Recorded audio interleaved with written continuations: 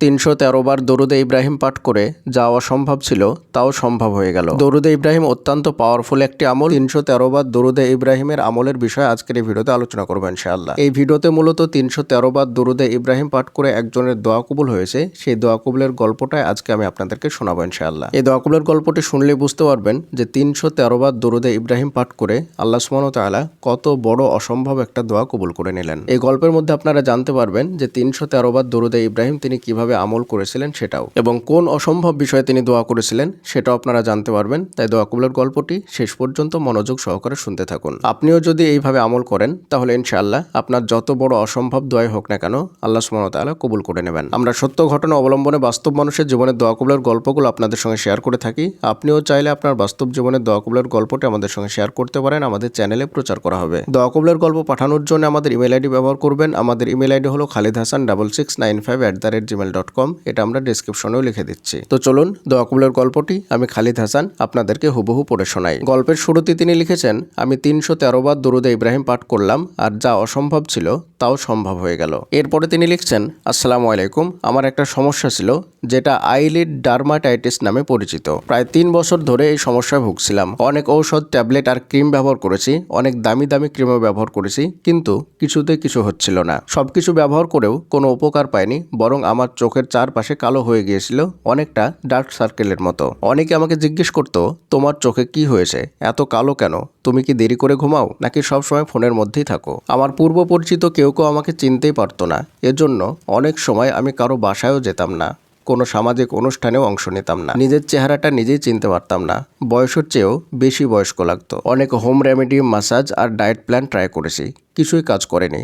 মুখ ধোয়া বা গোসল করলেই অবস্থা আরও খারাপ হতো। চোখে চুলকানি, জ্বালা পোড়া আর লাল হয়ে যেত। এই সময়গুলোতে আমি ইস্তেগফার আর দরুদ পাঠ করতাম। আলহামদুলিল্লাহ, জীবন মোটামুটি ভালোই চলছিল, কিন্তু ত্বকের সমস্যা একই রকম রয়ে গেল। ইউটিউবে দরুদ শরীফ ও ইস্তেগফারের অলৌকিকতা নিয়ে অনেক ভিডিও দেখেছি। সেখানে বলা হচ্ছিল যে দরুদে ইব্রাহিম পড়লে অনেক সমস্যা দূর হয়। আমি ভেবেছিলাম এটা অনেক লম্বা, এতবার পড়া কঠিন হবে, কিন্তু পরে জানতে পারলাম ৩১৩ বার পড়লে এর অনেক গোপন বরকত আছে। জুলাই মাসের ১ম তারিখ থেকে আমি দরুদে ইব্রাহিম পড়া শুরু করলাম। প্রথম দিন ১০০ বার পড়লাম, পরদিন ২০০ বার, আর তৃতীয় দিন আমি ৩১৩ বার পড়া শেষ করলাম। আলহামদুলিল্লাহ, কয়েকদিনের মধ্যেই আমি বুঝতে পারলাম চোখে চুলকানি নেই, জ্বালা পোড়াও নেই, মুখ ধোয়া বা গোসল করার পর আর ভয় লাগছে না। আল্লাহর অশেষ কৃপায় আমি সত্যিই কৃতজ্ঞ। আরও একটি বড় সমস্যা ছিল, আমি আমার স্বামীকে দেখলে অকারণে এক ধরনের বিরক্তি বা ঘৃণা অনুভব করতাম, অথচ তিনি অত্যন্ত ধর্মভীরু ও সদয় মানুষ।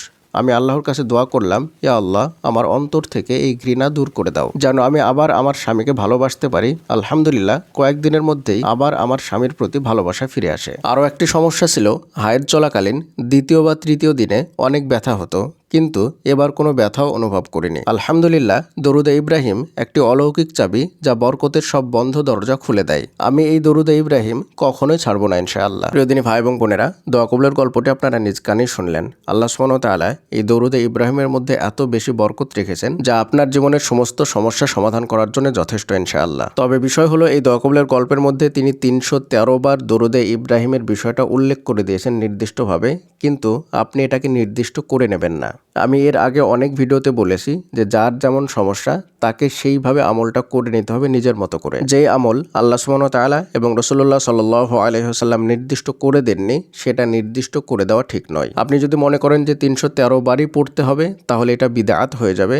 অতএব আপনার যে সমস্যা, সেই সমস্যা অনুযায়ী কতটা পড়তে হবে সেটা আপনি ভালো বোঝেন। ওনার ক্ষেত্রে ৩১৩ বার পড়ে কাজ হয়েছে, তাই তিনি ৩১৩ বার পড়েছেন। আপনার ক্ষেত্রে ৩১৩ বারের কমও হতে পারে, অথবা তার চাইতে বেশিও হতে পারে। আমি একটা জ্বরের উদাহরণ দিয়ে বলেছিলাম যে জ্বরের ওষুধ নিতে গেলাম ডাক্তারের কাছে, যাওয়ার পরে ডাক্তার আমাদেরকে একটা ডোজ দেয়। সেটা খাওয়ার পরে অনেক সময় এমন হয় যে একটা ওষুধ খেয়ে নিলাম, জ্বরটা ছেড়ে গেল, কিন্তু জ্বর যদি জটিল হয় তাহলে আরও বেশি খাওয়ার প্রয়োজন থাকে। কখনো কখনো এমন হয় যে এক ডোজে হয় না, দ্বিতীয়বার আবারও ডাক্তারের কাছে যেতে হয়, তারপরে ওষুধ দিলে তবেই জ্বর ভালো হয়। এখন কারো জ্বর হলো আর সে ডাক্তারের কাছে গিয়ে বলল একটা জ্বরের ঔষধ দাও, ডাক্তার তাকে একটা জ্বরের ঔষধ দিল এবং সেটা সে খেলো, তারপরে তার জ্বর ভালো হলো না, তাহলে কি ডাক্তারের দোষ নাকি ওষুধের দোষ, নাকি যেই ব্যক্তি ওষুধ নিয়েছে তার দোষ? এটা আপনারা অবশ্যই বুঝতে পেরেছেন। আমাদের ক্ষেত্রেও বিষয়গুলো ঠিক এমনটাই হয়। আমরা শুনলাম যে এই আমলটা করলে এই কাজ হয়, তো আমরা আমলটা শুরু করে দিলাম এবং কয়েকদিন করার পরে বা যেটা বলা হয়েছে সেটাই করলাম, তারপরে কোনো কাজ হলো না। তখন আমরা ভাবি যে আমলের দ্বারা কোনো কাজ হয় না,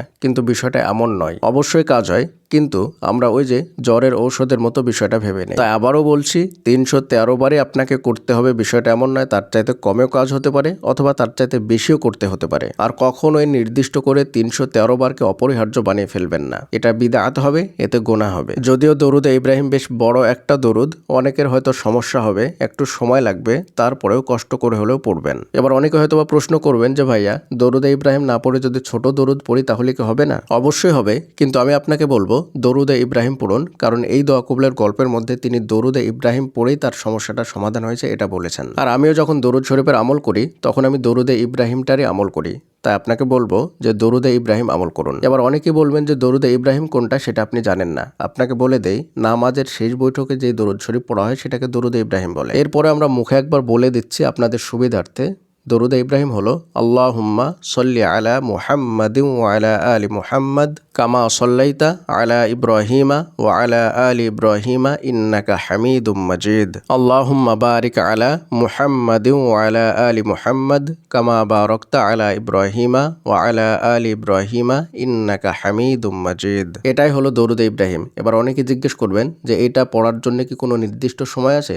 জি না, নির্দিষ্ট কোনো সময় নেই। আপনি সব সময় পড়বেন, সকাল, সন্ধ্যা, রাত্রিবেলা, যখন আপনি ফ্রি থাকবেন তখনই পড়বেন, সব সময় পড়তে থাকবেন। দরুদ ইব্রাহিম সত্যি একটা পাওয়ারফুল আমল, যা আপনার সম্পূর্ণ জীবনকে পরিবর্তন করে দেবে ইনশাআল্লাহ। এবং আরও একটা কথা আপনাদেরকে জানিয়ে দেই, রাসূলুল্লাহ সাল্লাল্লাহু আলাইহি ওয়াসাল্লাম বলেছেন, তোমরা জুম্মার রাত্রে বেশি বেশি করে দরুদ শরীফ পাঠ করো। তাই সর্বদাই চেষ্টা করবেন জুম্মার রাত্রে অন্যান্য দিনের তুলনায় আরও বেশি পরিমাণে দরুদ পাঠ করার। দরুদ শরীফের বরকতে আপনার অন্ধকারাচ্ছন্ন জীবনটা ইনশাআল্লাহ আলোকিত হয়ে যাবে। যা কিছু পেতে চান, জীবনে যা কিছু প্রয়োজন, সবকিছুর জন্য দরুদে ইব্রাহিম পাঠ করুন। ইনশাআল্লাহ আল্লাহ সুবহানাহু ওয়া তাআলা আপনার জীবনকে বরকতময় করে তুলবেন। প্রিয়দিনী ভাই এবং বোনেরা, এই দরুদ শরীফের আমলের বিষয়ে আপনাদের যদি কোনো কিছু জানার থাকে তাহলে অবশ্যই আমাদের ভিডিওর নিচে কমেন্ট করে আমাদেরকে জানাবেন। আর এই আমলটি কবে থেকে শুরু করছেন সেটাও আমাদেরকে জানাবেন, এবং এই আমল করার পরে ফলাফলটা কি পেলেন সেটাও আপনি ভিডিওর নিচে কমেন্ট করে জানাবেন। আপনার একটি মাত্র পজিটিভ কমেন্ট অসংখ্য দিনী ভাই এবং বোনকে